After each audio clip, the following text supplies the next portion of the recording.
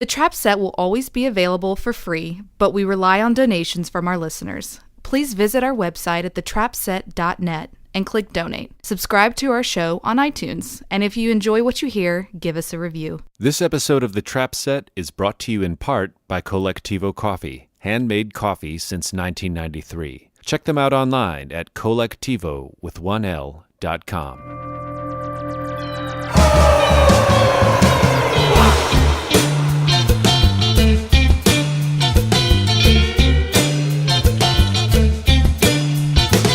This is Joe Wong.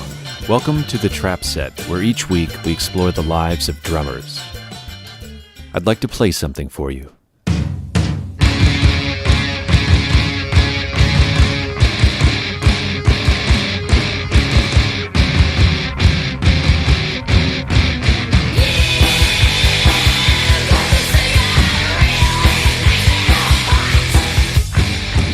You're hearing the song Bruise Violet by Babes In Toyland, featuring my guest, Lori Barbero, on drums. Formed in 1987, Babes In Toyland got their start as a part of the thriving underground scene in Minneapolis. Their first album, released on the legendary indie label Twin Tone, caught the attention of tastemakers like Sonic Youth. Their second album, 1992's Fontanelle, catapulted the band to international mainstream success. The all-female band was known for its relentless practice schedule and non-stop tours. But all that work helped create a body of material that stands the test of time. Babes In Toyland broke up in 2001, but reunited this year, and enthusiasm for their music has never been more rabid. Their shows, slated for this summer, have been selling out in a matter of minutes.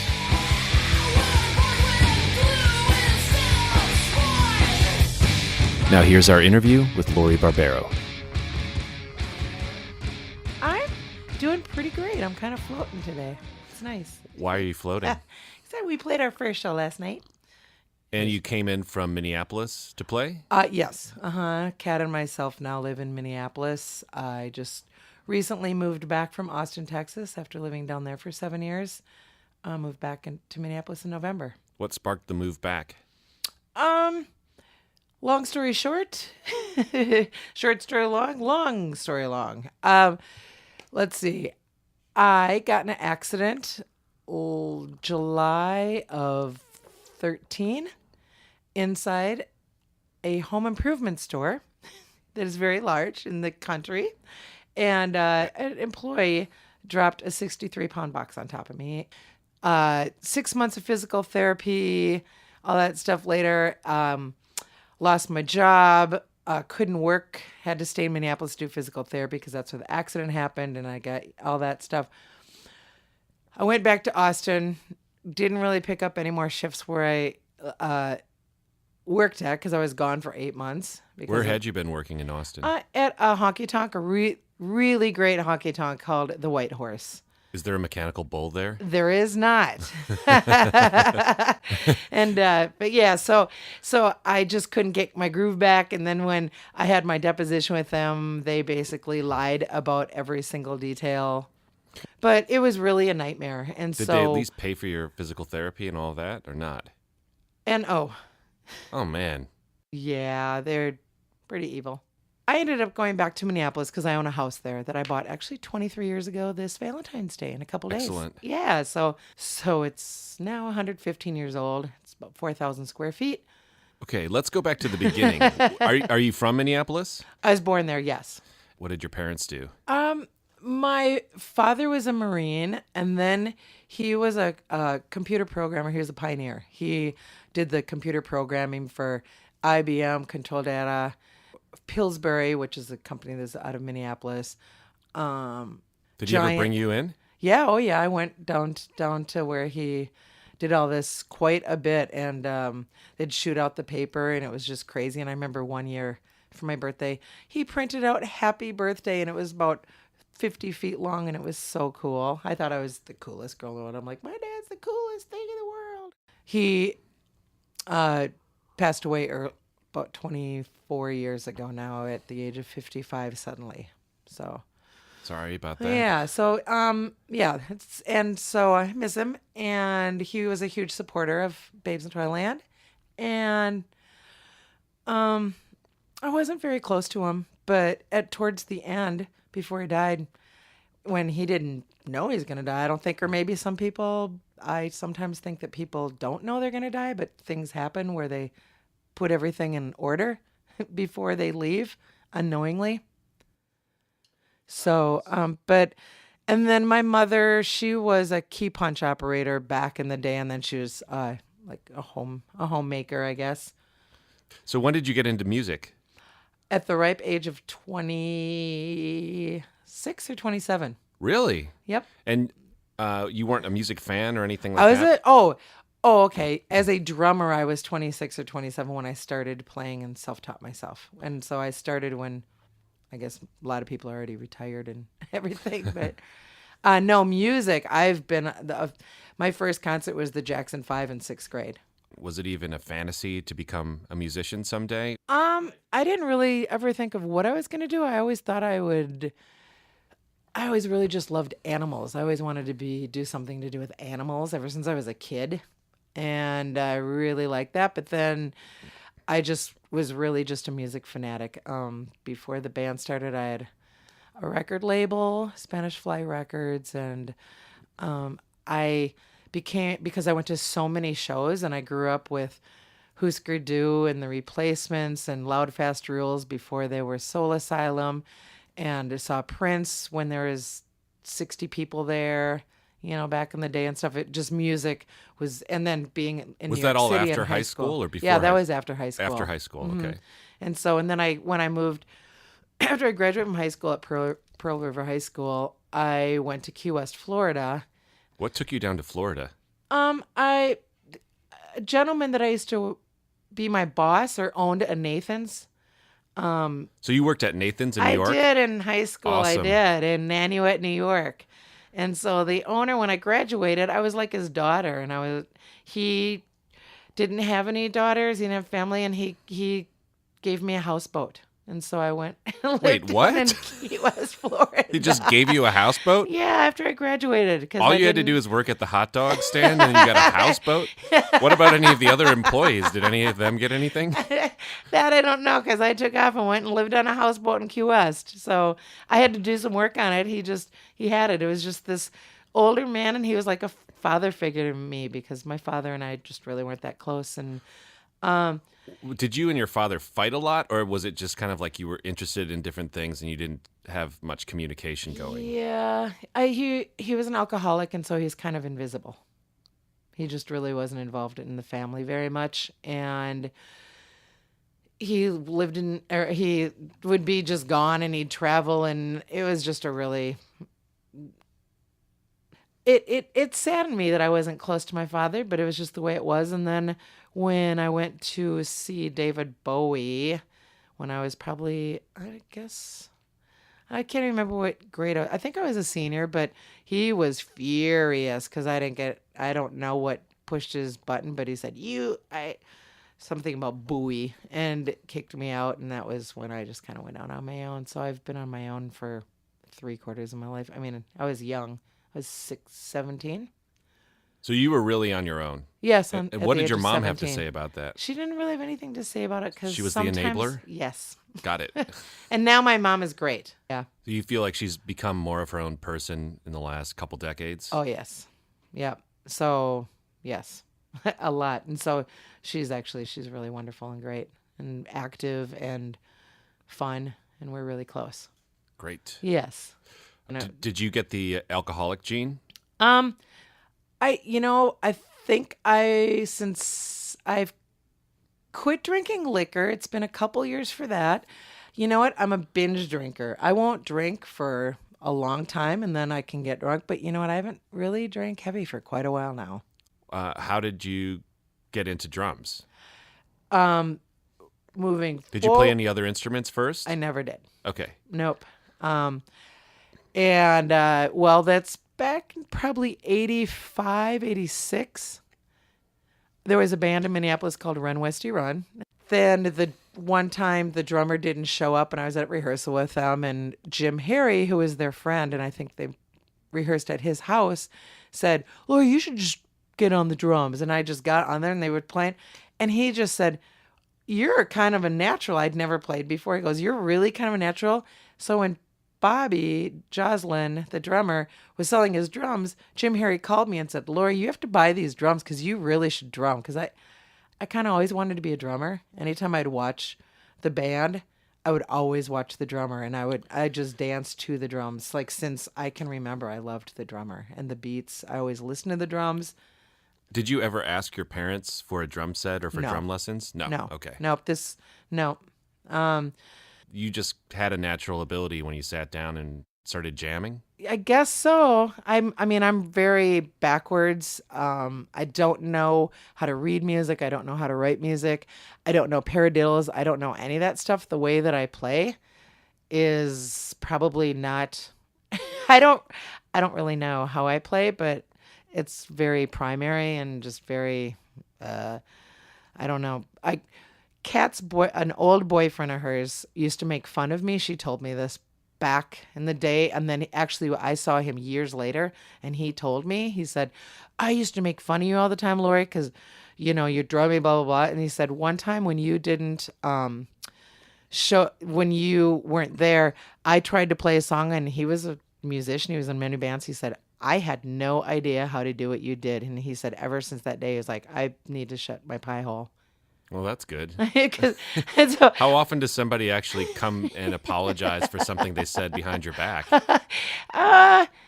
It's happened a few times, but not really, and then I was like, oh, thanks, Sam. I mean, that was kind of big of him to say. So after you first started playing drums, did you go through a period where you were practicing a lot and working at it, or did you just try to get into a band as soon as possible?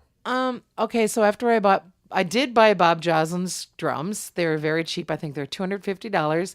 They sat in a walk-in closet I had at the end of the hallway in the house I lived in South Minneapolis. So going about a year later, I don't even know. But I met Kat at a barbecue, and we just were all talking. She's like, we should start a band. I'm like, I have drums. I've always wanted to play drums. So she came over to my house, and and then we just went from there. And we were talking about that yesterday. It was pretty crazy. The first time. Can you remember the first time you got together and played? Mm-hmm, I can. Did you get a jolt of energy? I did, and it was amazing. And I just remember after we just dinked around and did it, quote unquote, jam or whatever, because we didn't. Yeah. I'd never played drums before. She sat down and I was sitting on the throne, and we were just laughing. We just started as soon as we ended at the same time, and all this weird stuff, and I don't know how. She had played guitar before, so she was a musician, but we laughed and laughed. And you know what? Last night after we played our first song, we did that again. We really did, after not playing together for 14 years, 13, 14 years. So after that first song, did you feel like, okay, now I'm a drummer? Did it feel like part of your identity yet? No. I thought that we were just going to be in my basement and dink around and have fun. I was doing it because it was fun. I was like, this is really fun. And I have a new friend. And next thing I know, we're playing, we're just doing this, and then we write a song. And honestly, I never, ever thought that I would ever play outside of that basement. I mean, it wasn't a goal to get shows and tour or play, but we just were playing. And then, since day one, when I started living in these different houses and with musicians, I went to every show in town, bands started staying with me.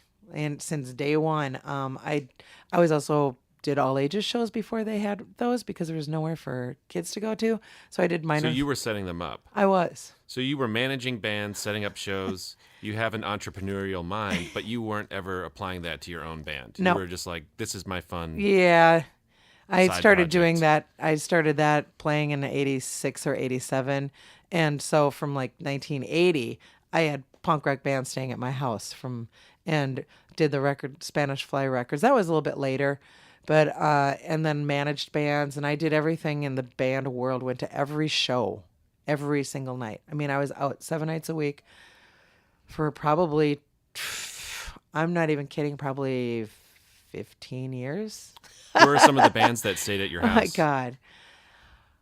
Well, a lot that nobody knows and a lot that everyone knows. I mean, I one of the shows I did was Minor Threat. It's the only time they ever played in Minneapolis, and I had a half pipe in my backyard or quarter pipe, and they stayed. I did a show with them. Black Flag, Minutemen, Nirvana, Soundgarden, No Effects. I mean, All these guys stayed at your house. Social Distortion. Oh yeah, Nice. yeah. I mean, just pretty much if you name a band, honestly, back from the 80s, they probably stayed at my house. I mean, for real, if they came to Minneapolis. I lived at a house that had a bunch of shows in Milwaukee when I was 18. There had been shows there before we moved in, and then we took it over and did a bunch of shows there too.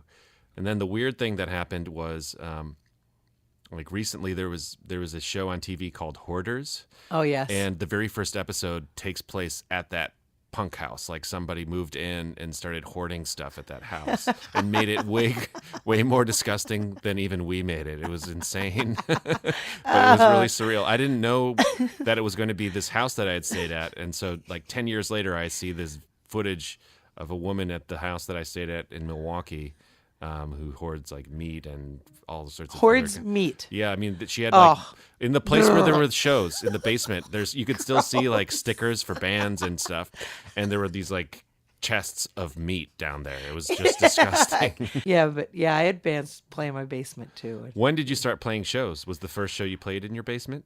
No, it was in a basement, but not my basement. And then our first tour was with Dick Kreutzen because they played my basement, and I was really good friends with them.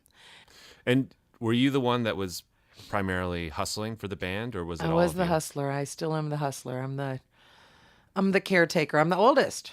Okay. I mean, but just for some reason, even though I never took care of my brothers really, yeah, during our whole career, I was the driver. I was the one with the license pretty much, and as the driver, I was the manager. I booked the tours. I did all of the phone contact. I collected the money. I checked us in the hotel. I mean, so I was the quadruple duty gal. When did you start thinking, oh, wow, this band could kind of blow up a little bit. Maybe I could even quit my job for a while or make a living doing it? I guess I never really thought about that. I think it just happened. Nope. How did it happen? I think what happened was that we played a few fun shows, and it was usually for free at First Avenue and maybe a couple other places. 7th Street Entry, not really First Avenue at all. 7th Street Entry. But, we played with Dinosaur Jr., I think it was Dinosaur. Mm-hmm. And this is a good story. Okay. So the sound engineer, Ron Anderson, we were there with Dinosaur Jr.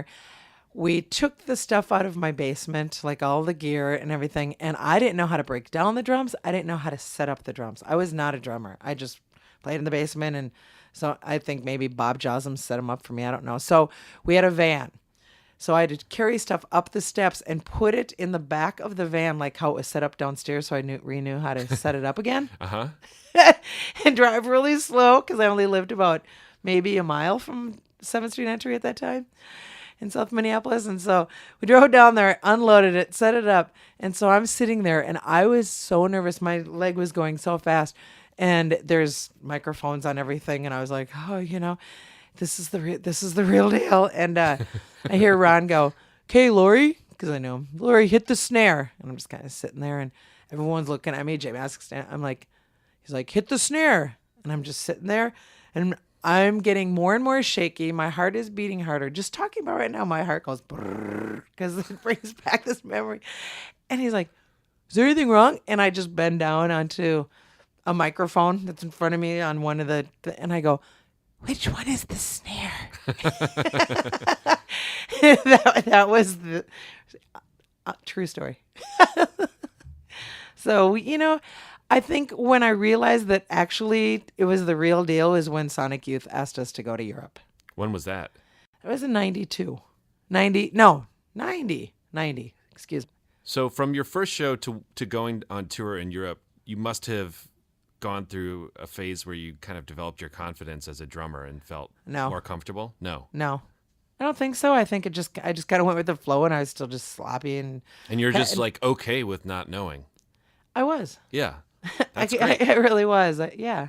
I never really thought about that, but yes, I was just really, Kat and I we were two peas in a pod, as far as just playing together. And hopefully if we write new songs, she'll just do something and we'll just have changes at the exact same time. But it's not like this mathematical thing, like every song. Right. That It's more like you a hear. conversation. It's really odd. I mean, we finish each other's sentences sometimes.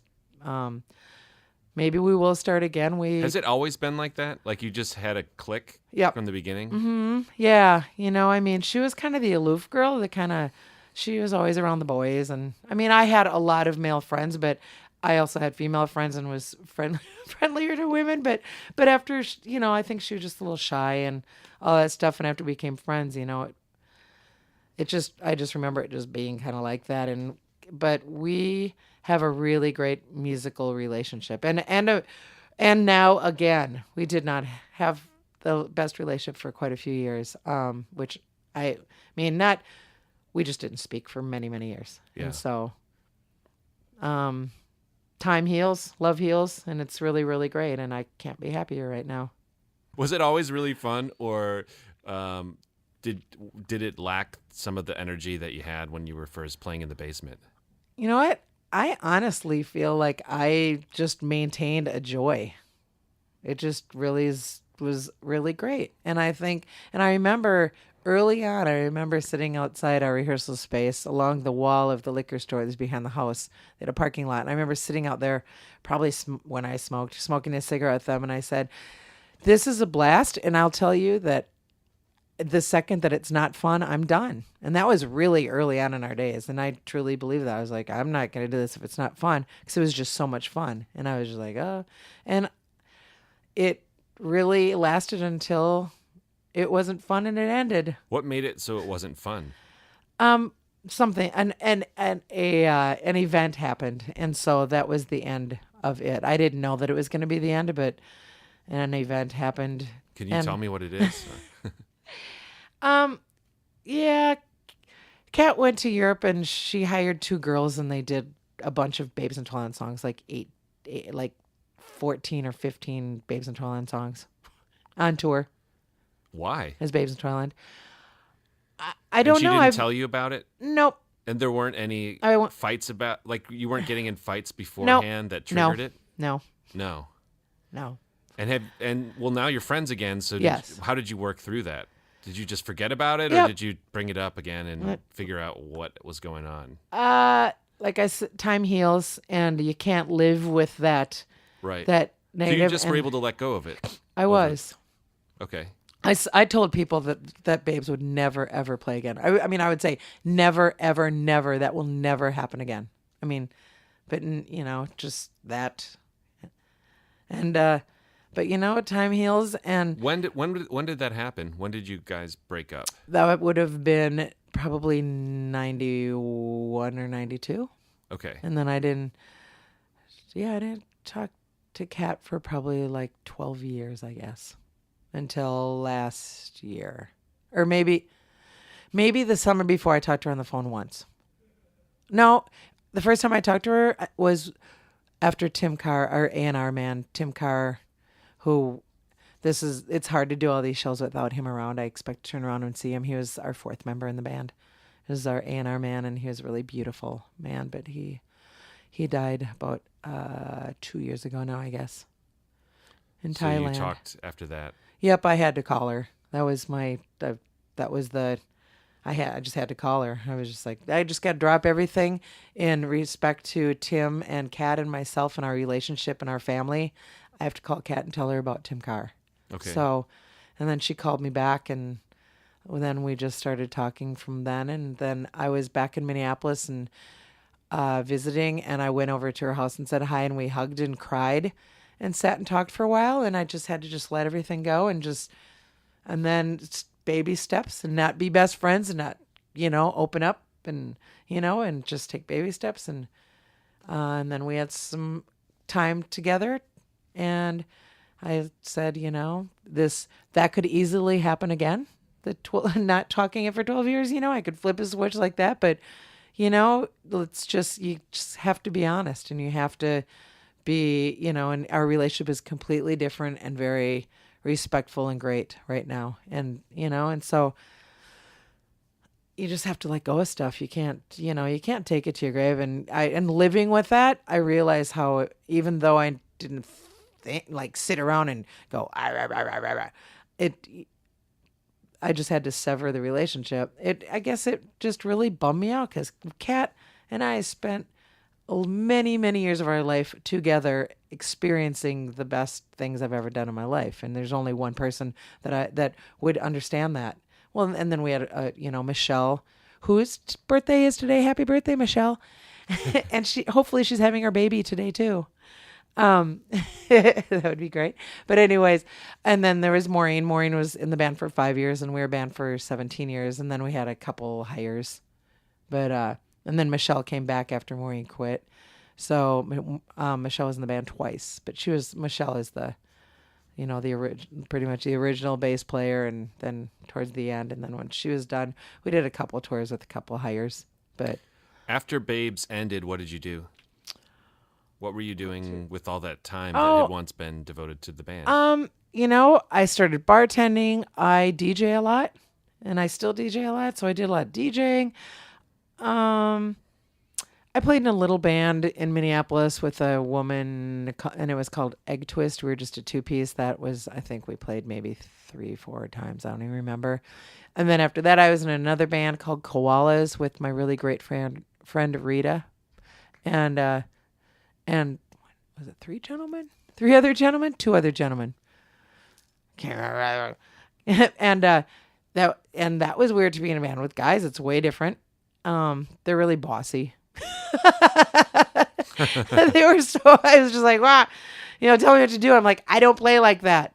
I mean, you can't tell me to do that if that's not how I play. I'm sorry. And so there was a lot of, and then that kind of fizzled out. But I booked a tour for that band. And then I went down to Austin and worked for South by Southwest for 7 years. Did you ever have kids or get married?